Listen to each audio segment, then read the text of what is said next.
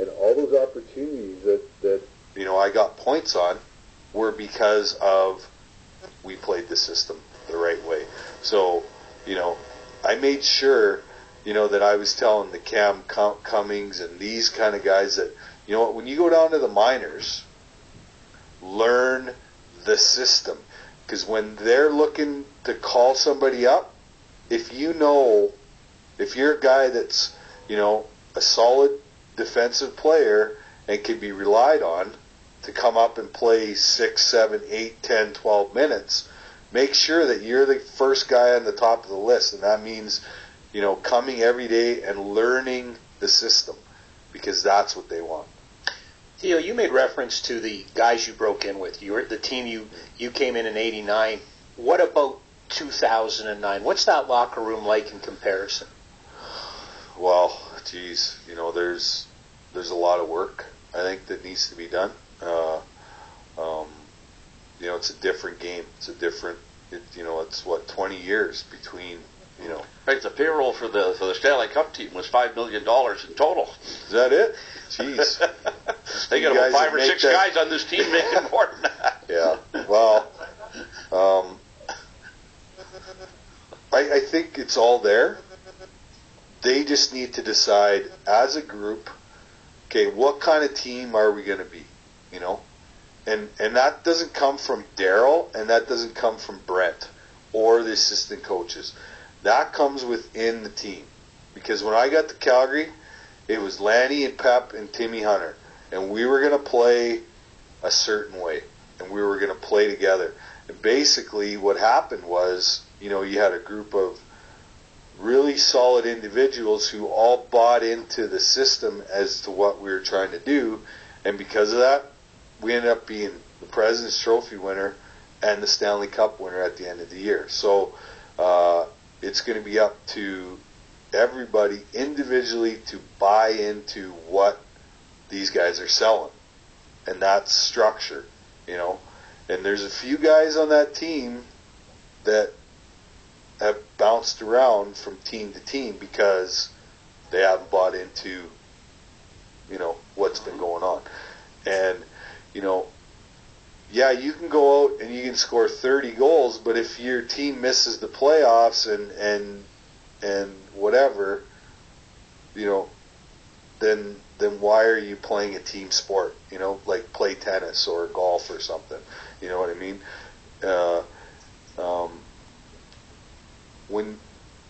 Once you're a winner, you'll always be a winner because you've learned how to kind of groove within the team concept and being able to accept the role and play within that role. And that's what you need. You need guys to accept what their role is and then go out and play that role to the best of their ability. And if you have 20 guys doing that, that is your biggest chance for being successful. And you know what? And because of that, everybody's going to be successful. If you all pull apart and be individuals, then you got a whole mishmash of stuff going on, and it's not good.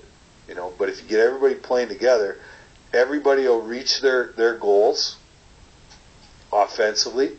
The team will reach their goals, and in the end, you'll have a real solid core group of guys that know how to win. And when it comes down to playoffs, that the intensity and everything gets amped up, and because you've taken the regular season to get close together, you're not going to be rattled when those situations happen in the playoffs.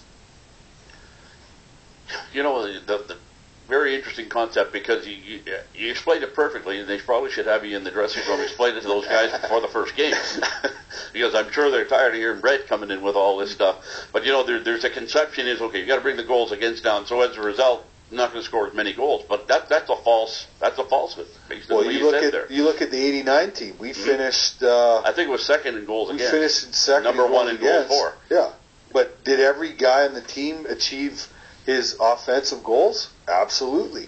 We had the number one power play, number one penalty killing, and we're second in goals against. And nobody didn't achieve their goals. Hell, I had 34 points in 36 games playing, 6 or 7 minutes a night. So, the misconception is points equal money. Well, no, that's not it. Winning equals opportunities to make money. Theo Fleury, our guest in the Hot Stove Lounge. Is coaching in the future for you? No. No. I've seen some really good men completely lose their minds coaching. It takes a special human being to be that in that position. And you know what? In the end, you can't. No matter what you do, you can't win.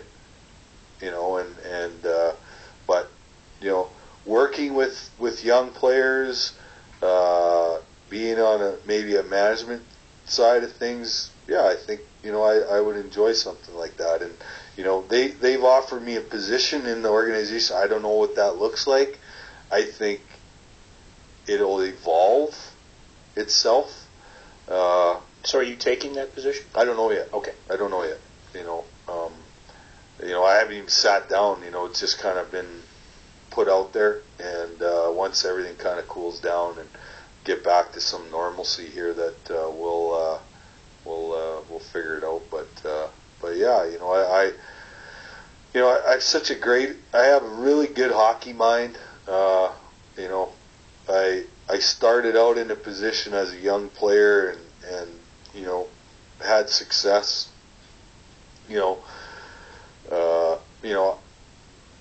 To being the number one guy, the guy that was looked upon, to kind of like playing a lesser role on the Olympic team and with Team Canada and stuff. So, I kind of got all aspects of what, and I've had success in each individual situation. So I think there's lots that I can bring to the table, knowledge-wise, and it's how you present it to the player that I think is really kind of important, and to kind of get on the same level, to get inside to their head first, to see what they're thinking, and then present it in another way.